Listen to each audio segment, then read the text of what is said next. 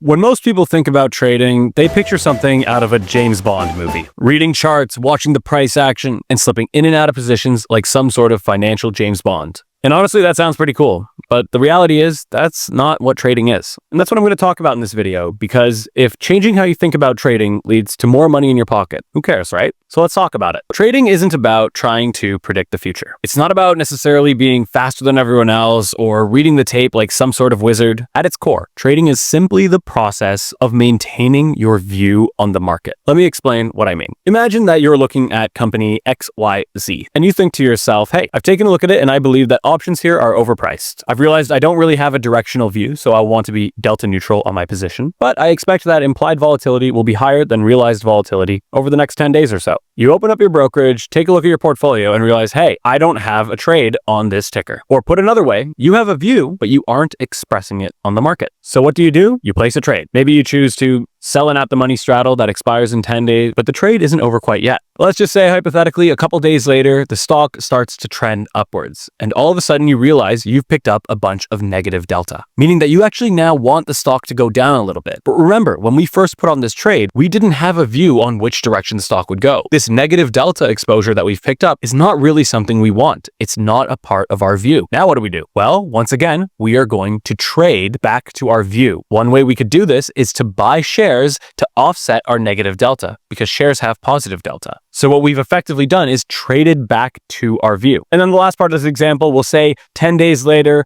we're done with the trade and it's time to get out. We no longer have that view. What are we going to do? We are going to trade to get back to our non-view position by closing out the trade altogether. And that's it. That is the act of trading in a nutshell. The whole point of this example I shared is to break down what trading actually is. It should make it clear that the act of trading is not about predicting the next move. It's not about picking tops and bottoms, and it's not about reacting to every single price tick. Trading is just one thing, ensuring that your view is expressed correctly on the market at all times. And here's the kicker. The part that actually determines if you're going to get paid or not, that actually happens before you start ever trading. The part that gets you paid is your idea. Trading is just execution and exposure management. Nothing more, nothing less. And the beauty is, once you understand this, you can start to shift your focus to things that really matter. Coming up with good ideas that actually should make money. Improving your execution so you get better fills. And getting better at managing your trade exposure, trading itself, to make sure that as your trade progresses, you continue to maintain your exposure to your idea. So the next time you think about trading, just forget the Hollywood version, even though it's kind of nice to think about. Instead, ask yourself this: do I have a view? Am I expressing it correctly? And am I managing my exposures correctly?